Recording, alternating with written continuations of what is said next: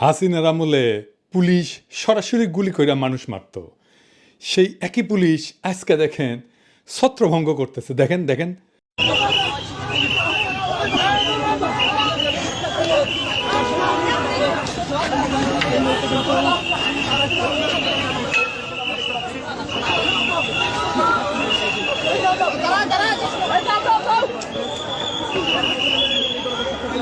দেখেছেন, কারো শরীর স্পর্শ করতেছে না, খালি সাউন্ড করতেছে। জিন্দেগিতে চিন্তা করেছিলেন হাসিনার জাউরা ঠোলা এইভাবে পুলিশ হয়ে উঠবে? ভাবেন নাই, কিন্তু হয়েছে। পুলিশের দুইজন নেতৃত্বে, খোদাবক্স ভাই আর বাহার ভাই, দুজনেই বাংলাদেশের জনগণের তরফ থেকে আমার সালাম আর কৃতজ্ঞতা গ্রহণ করেন। আপনারা এক অসাধ্য সাধন করছেন। যেই পুলিশ সদস্যকে দেখা যাইতেছে এই ভিডিওতে, ওনারা আইডেন্টিফাই করেন, প্রমোশন দেন, পুরস্কৃত করেন, জাতির সামনে পরিচয় করায় দেন। এই পুলিশ সদস্যকে যেটি পাবেন বুকে জড়ায় ধরবেন, না খিলায় ছাড়বেন না, এক কাপ চা হইলে খিলাবেন। এবার আসেন আজকের আলোচনায়। এই যে খেলা হবে, এই স্লোগান তো দিছিল শামীম ওসমান, তাই না? 24 তারিখের পরে আসো খেলবো, খেলা হবে, খেলা হবে।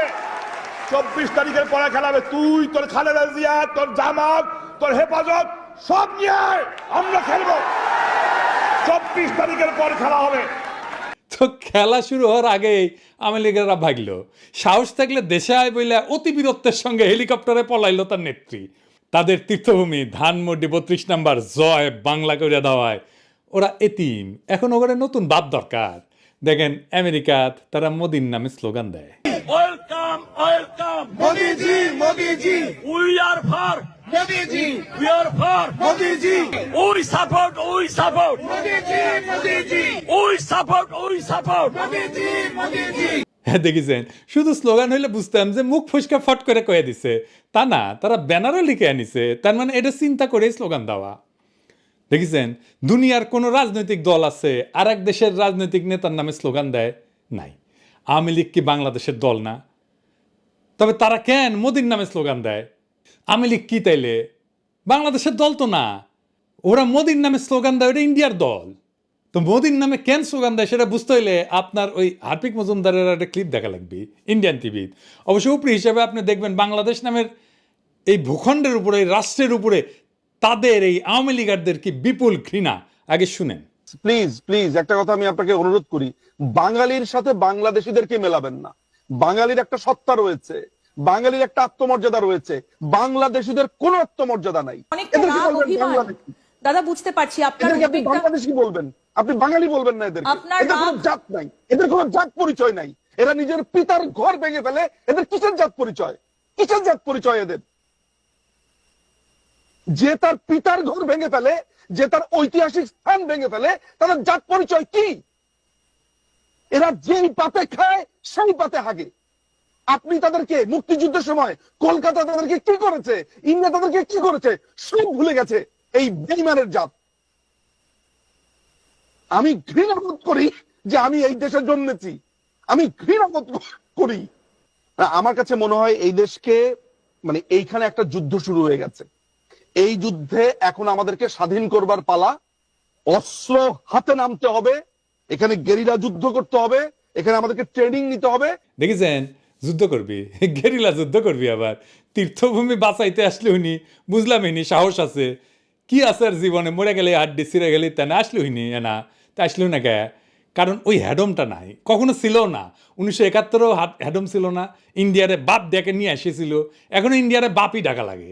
ওই প্রোগ্রামের অ্যাঙ্কার আবার বলে কি 1971-এর মতো ইন্ডিয়াকে সাহায্য করতে হবে। শুনেন। কিন্তু এবার কি তাহলে আবার ভারতের কাছে সাহায্য চাওয়ার দিন এগিয়ে এসেছে? কারণ এই মুহূর্তে দাঁড়িয়ে স্বাধীন দেশ যদি কোনোভাবে সাহায্য না চায়, তাহলে একটা দেশ আরেকটা দেশের রাজনীতিতে গিয়ে সরাসরি নাক গলাতে পারে না।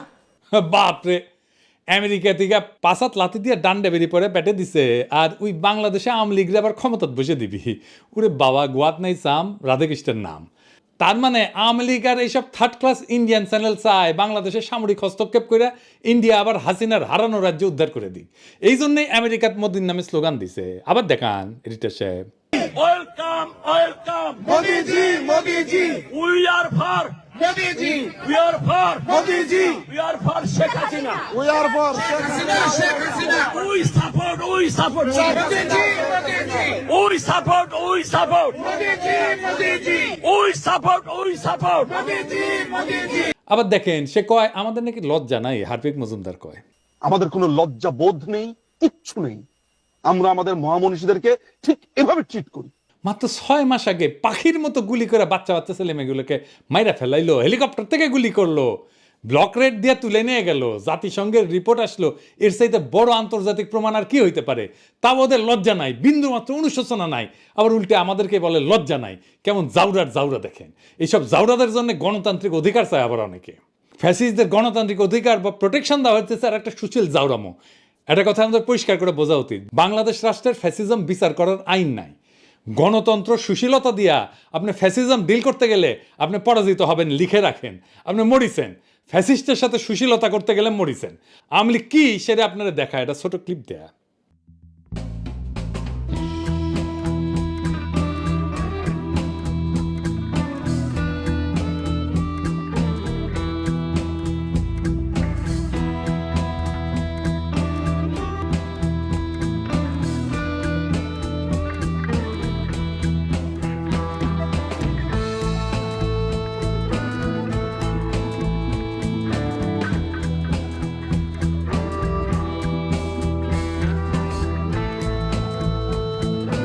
দেখছেন আওয়ামী লীগ হইতেছে কুত্তাটা, আর ওই কুত্তাটারে যে বাঁচাইতে আসিছিল হইতেছে বাঙ্গু সুশীল। মারা খাবি ওই, আওয়ামী লীগের হাতেই মারা খাবি ওই। একজন ফ্যাসিস্ট নেতা কি গণতন্ত্রে বিশ্বাস করে? বাক স্বাধীনতায় আস্থা রাখে না রাখে না? আপনি গণতন্ত্রের প্যারাডাইমে ফ্যাসিজমকে আনতেই পারবেন না, ওটা ফ্যাসিজমের জায়গা না। দ্বিতীয় বিশ্বযুদ্ধের পর জার্মান নির্বাচন কখন হয়েছিল? প্রথম নির্বাচন হয়েছিল 14ই আগস্ট 1449 সালে, হিটলারের পতনের 4 বছর পরে। তো যুদ্ধের পর তারা কি করলো? বিশেষ আইন করে ফ্যাসিস্টদের বিচার করলো। রিপাবলিকের সাধারণ গণতান্ত্রিক আইনে ফ্যাসিস্টদের বিচার সম্ভব ছিল না। নতুন সংবিধান করছিল নাৎসি শাসনের পতনের পর গণতন্ত্র প্রতিষ্ঠার জন্য। এটা তৈরি করতে 48 থেকে 49 সাল পর্যন্ত আলোচনা চলে এবং 23 মে 1949 সালে এটা কার্যকর হয়। তারপরে হয় ইলেকশন। এই সংবিধান অনুযায়ী 1949 সালে 14ই আগস্ট প্রথম নির্বাচন অনুষ্ঠিত হয়। তো এই সুশীলদের কেন মনে হচ্ছে একজন ফ্যাসিস্টের জন্য গণতন্ত্রের প্রোটেকশন দরকার? সে কি গণতন্ত্র বিশ্বাস করে? সে কি জয় বাংলা বলা বন্ধ করবে? সে কি জঙ্গি, পাকিস্তানের বীজ, মব, তৌহিদ, জনতা এই সমস্ত বইলা আমাদের মুখে থুতু দেওয়া বন্ধ করবে? ফ্যাসিস্টদের গণতান্ত্রিক অধিকার বা আইনের প্রোটেকশন দেওয়া আপনার হচ্ছে সুশীল জাউরামো। মনে রাখবেন, ফ্যাসিস্ট বাক কেন কোনো স্বাধীনতাতেই বিশ্বাস করে না। সে আপনার গণতান্ত্রিক উদারতার সুযোগ নিয়ে তার অগণতান্ত্রিক মতবাদ প্রতিষ্ঠিত করবে। এটাই ফ্যাসিস্ট। ফ্যাসিস্টের কোনো বাক স্বাধীনতা নাই, কোনো গণতান্ত্রিক আইনি অধিকার নাই। ফ্যাসিস্টকে সাধারণ নাগরিক বা মানুষ হিসাবে ডিল করতে গেলে আপনি বিপদে পড়বেন। আমাদের পরিষ্কার হইতে হবে যে উগ্র হিন্দুত্ববাদ আর বাঙালি জাতীয়তাবাদ একই জিনিস। উগ্র হিন্দুত্ববাদ আর বাঙালি জাতীয়তাবাদ দুইটাই ফ্যাসিজম। এই প্রেক্ষিত সামনে রেখা বইমেলার ঘটনাটা দেখে আসেন। এই যে সব্যসাচীর টল দিল, সব্যসাচীর স্টল দেওয়া তো দূরস্থান, মুক্তভাবে ঘোরাফেরা করে কিভাবে ওই আমার বুঝে আসে না। তারপর কয়েকজন ছেলে সঙ্গত কারণে ভদ্র ভাষায় জবাবদিহি দাবি যখন করলো, সেই বাচ্চাদের চর মানলো, জয় বাংলা স্লোগান দিল, সামনে এই সাহস করতে আসছে। কারণ সে জানে বাংলাদেশের বাঙ্গু সুশীল জাউরাদের বাম্পার ফলন হয়েছে। সে জানে ইন্ডিয়ান মিডিয়ার প্রোটেকশন পাবে। সে জানে ইন্ডিয়ার দালাল বাঙ্গু সুশীলেরা আত্মগ্লানিতেই মরে যাবে এই ঘটনায়। গণতন্ত্র আর বাক স্বাধীনতার কথা বললে তাদের বিচি কান্দে উঠে যায়। আবার বলতেছি, গণতান্ত্রিক আইনে ফ্যাসিজম ডিল করা যায় না। তাহলে তো ফ্যাসিজম সরাইতে বিপ্লব লাগতো না, সুমা দিয়ে হারমোনিয়াম বাজায় সরাই দিতে পারতেন, ইলেকশন করে সরাই দিতে পারতেন, এত রক্ত তো দেওয়া লাগতো না। ফ্যাসিস্ট একটাই ভাষা বোঝে, তা হইতেছে মাইরের ভাষা। ওদের সাথে এই ভাষায় কথা বলতে হবে। সেই ভাষায় কথা বলছি আমরা 32 নম্বরে, দরকার হলে আবারও বলবো।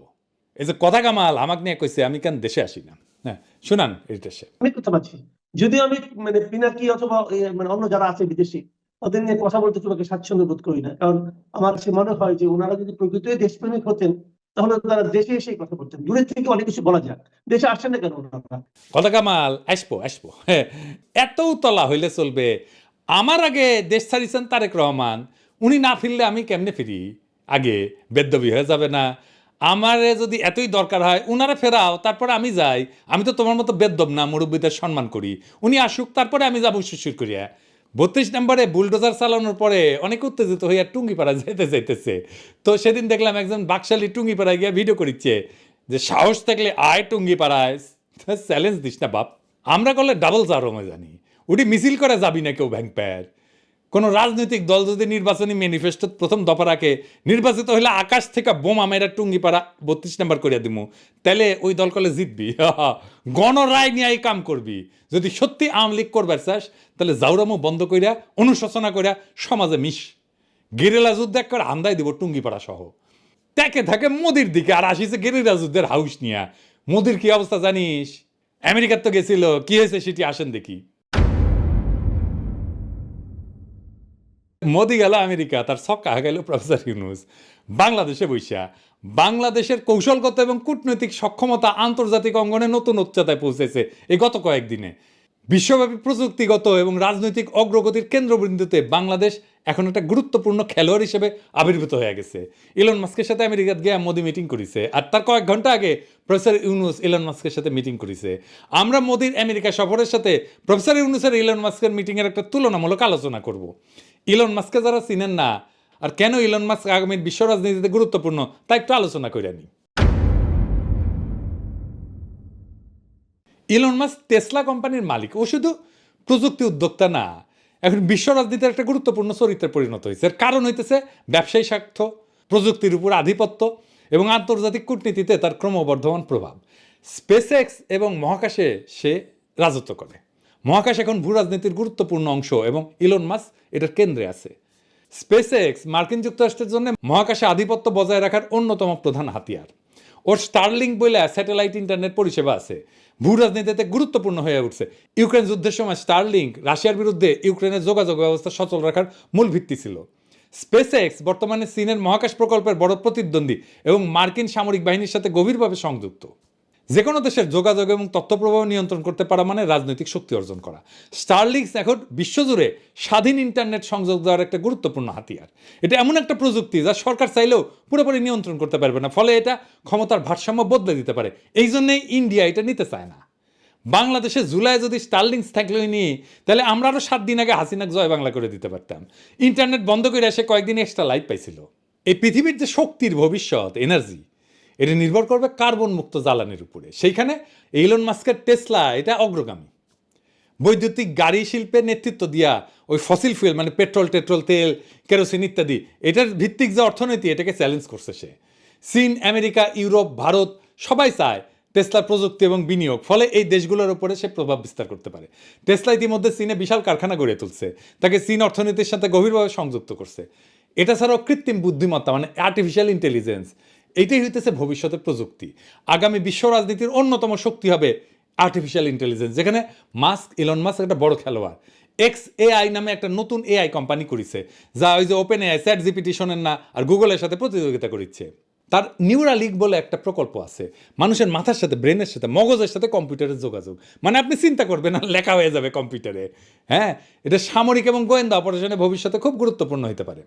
কৃত্রিম বুদ্ধিমত্তার নীতি এবং ব্যবহার নিয়ন্ত্রণে মাস্কের প্রভাব সরকারগুলো থেকেও বেশি হয়ে উঠতে পারে। এটা ছাড়া সোশ্যাল মিডিয়া এবং রাজনৈতিক প্রভাব আছে। টুইটার ছিল না, আছে না, আগে নাম ছিল টুইটার, এখন এক্স হয়েছে। এটার মালিক কিন্তু ইলন মাস্ক। গণতন্ত্র, তথ্য প্রভাব এবং রাজনৈতিক প্রচারে সোশ্যাল মিডিয়া এখন মূল অস্ত্র। আপনারা তো দেখেছেন, আমরা তো ইউটিউব আর ফেসবুক দিয়ে হাসিনার আধা জয় বাংলা করে দিছি। তো এই টুইটার কিনা রাজনৈতিক বিতর্কের কন্দেমন্ত্রীতে চলে আসছে। বিশ্বজুড়ে জনমত তৈরিতে টুইটারের বিশাল ভূমিকা আছে, যেটা এখন তার নিয়ন্ত্রণে।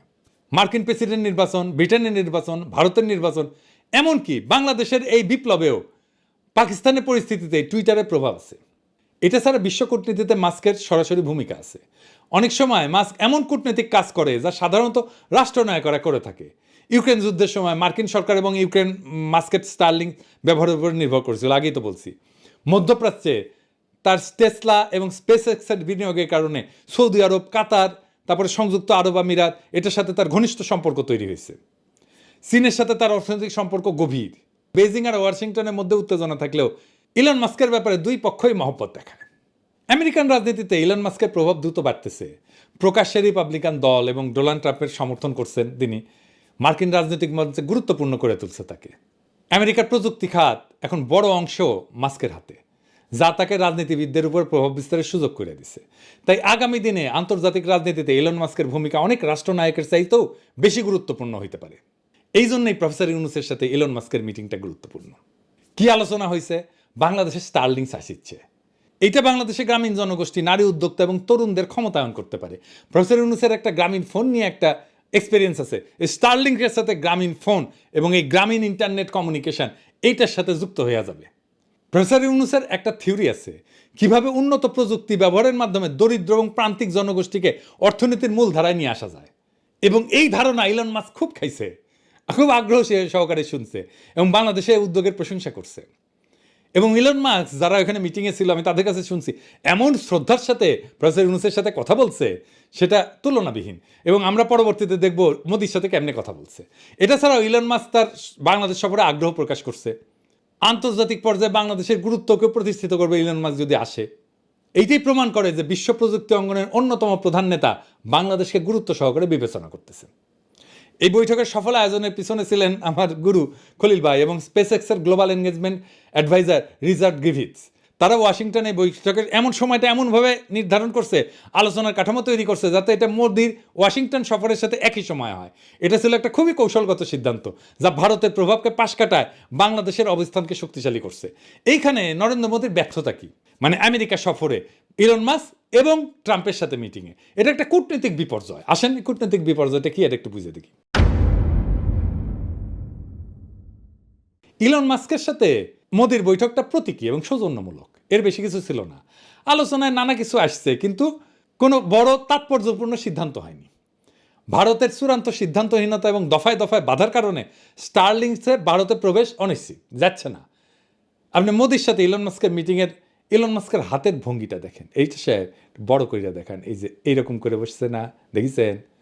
এই যে ভঙ্গি, এটা পাওয়ার আর কন্ট্রোল। তার মানে ওই মিটিংয়ের মাস্টার ইলন মাস্ক। সব পাওয়ারফুল মানুষ অবচেতনে এইভাবে হাতের ভঙ্গি করে আরেকজনের সাথে কথা বলার টাইমে। আপনি যখন পাওয়ারফুল হবেন তখন দেখবেন আপনার হাতে হয়ে গেছে। আমরা কয়েকটা নেতার ক্ষেত্রে দেখি, এই যে স্যার এরদোগান দেখেছেন, অ্যাঙ্গেলা মার্কেল, এমনকি হিটলার দেখেছেন, এক্সট্রিমলি পাওয়ারফুল নেতা। ট্রাম্প, তাহলে বুঝেছেন ওই মিটিংয়ের মাস্টারকে। এখন দেখিচ্ছি আমার ক্ষুদ্র ভ্রাতার ভগিনীরা ইঙ্কা করে হাত রাখিছে, আমি কলে দেখবার পারিচ্ছি। যাই হোক, টেস্ট করিচ্ছে ক্যাঙ্কা হবে পাওয়ারফুল এলে এসে। আমরা টেসলার ফ্যাক্টরি বাংলাদেশে আনতে বলবো। মোদির জন্যে ইলন মাস্কের সাথে ব্যর্থ আলোচনাই না, বরং ওয়াশিংটনে মার্কিন প্রেসিডেন্ট ডোনাল্ড ট্রাম্পের সাথে তার বৈঠকও চরম হতাশার। মোদি চাইছিল ভারতীয় পণ্যের জন্য শুল্ক ছাড় এবং মার্কিন পণ্যের জন্য ভারতের শুল্ক কমানো। হ্যাঁ, কিন্তু ট্রাম্প ভারতীয় পণ্যের উপরে নতুন করে শুল্ক আরোপের সিদ্ধান্ত ঘোষণা করছে। এটা মোদির জন্য বড় ধাক্কা। মোদি চাইছিল বাংলাদেশকে নিয়ে নেতিবাচক প্রচারণা চালাতে, কিন্তু ট্রাম্প স্পষ্টত বিষয়টা এড়ায় গেছে। এটা প্রমাণ করে যে বাংলাদেশ বিরোধী প্রচারণা আর আগের মতো আমেরিকান সমর্থন পাচ্ছে না। আর একটা গুরুত্বপূর্ণ ব্যাপার ঘটছে, চীন প্রসঙ্গে নীরবতা। মোদি আশা করছিল যে ট্রাম্প চীনের বিরুদ্ধে কঠোর মন্তব্য করবে, যা ভারতের জন্য কৌশলগত সুবিধা দেবে, কিন্তু ট্রাম্প একবারও চীনের বিরুদ্ধে কোনো কথা বলেনি, যা ভারতের ইন্দো প্যাসিফিক নীতির জন্য একটা বড় ধাক্কা এবং মোদির জন্য একটা অপমানজনক কূটনৈতিক আচরণ ছিল। মানে মোদি যতবার গেছে মার্কিন রাষ্ট্রপতি আগায় যেয়ে তাকে নিয়ে আসছে। এটা কিন্তু কূটনীতিতে একটা বড় জিনিস। রাষ্ট্রপতি আগায় যায় তার ভিতরে নিয়ে আসবে। মোদির সফরের সময় তার জন্য আনুষ্ঠানিক অভ্যর্থনা দেওয়া হয়নি, আগে দেওয়া হয়েছে। ফলে ট্রাম্প প্রশাসনে প্রধান দরজা দিয়ে না, পাশের প্রবেশদ্বার দিয়ে প্রবেশ করছে, যার প্রতীকী অর্থে একটা কূটনৈতিক অবমাননা এবং পরাজয়। একই সময় ওয়াশিংটনে বাংলাদেশের পক্ষে কৌশলগত সাফল্য এসছে, যেখানে ভারত কূটনীতিকভাবে পিছায় পড়ছে। বাংলাদেশের জন্য এটা একটা নতুন কূটনৈতিক এবং প্রযুক্তিগত বিজয়। প্রফেসর ইউনূসের মতো নেতারা আমাদের দেশের ভাবমূর্তিকে বিশ্ব দরবারে উজ্জ্বল করছেন। তার এই উদ্যোগ শুধু প্রযুক্তি না, বরং অর্থনৈতিক প্রবৃদ্ধি, সামাজিক অন্তর্ভুক্তি এবং ডিজিটাল স্বাধীনতার দিক থেকেও নতুন দিগন্ত উন্মোচন করছে। অন্যদিকে মোদির ব্যর্থতা দেখাই দিছে শুধু বড় কথা বললেই কূটনৈতিক সাফল্য আসে না, কার্যকর কৌশল এবং দূরদর্শী নেতৃত্ব ছাড়া আন্তর্জাতিক রাজনীতিতে টিকে থাকা কঠিন। দুনিয়া বড় কঠিন হয়ে গেছে। আজ বাংলাদেশ যেখানে তার শক্তি এবং সক্ষমতা দেখাচ্ছে, ভারত সেখানে বারবার নিজেদের ব্যর্থতার প্রমাণ দিচ্ছে। আমাদের উচিত এই সাফল্যকে সাথে নিয়ে দেশের অঙ্গনে বিপ্লবী শক্তির অবস্থানকে আরো সুদৃঢ় করা। আগস্ট বিপ্লবের যে অসমাপ্ত কাজ আছে তা এক্ষুনি সম্পন্ন করতে হবে প্রফেসর ইউনূসকে।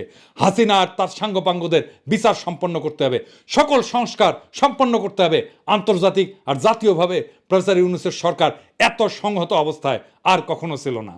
আমরা এইদিকে 32-এর দিছি বুলডোজার চালায়, আর প্রফেসর ইউনূস আমেরিকার দিছে বুলডোজার চালায় মোদির উপরে। বাংলাদেশ এখন এক নতুন সম্ভাবনার শক্তিশালী প্ল্যাটফর্ম। আমরা আগস্ট বিপ্লবকে ব্যর্থ হইতে দিইনি, আমরা আগায় নিছি নতুন নতুন বিজয় দিয়া বাধাকে মোকাবেলা কইরা। জনগণের প্রবল দেশপ্রেম আর প্রফেসর ইউনূসের অতুলনীয় দক্ষতা দিয়া আমাদের বিপ্লবকে রক্ষা করতেই হবে, আর আগায় নিতে হবে সামনে। ইনকিলাব জিন্দাবাদ।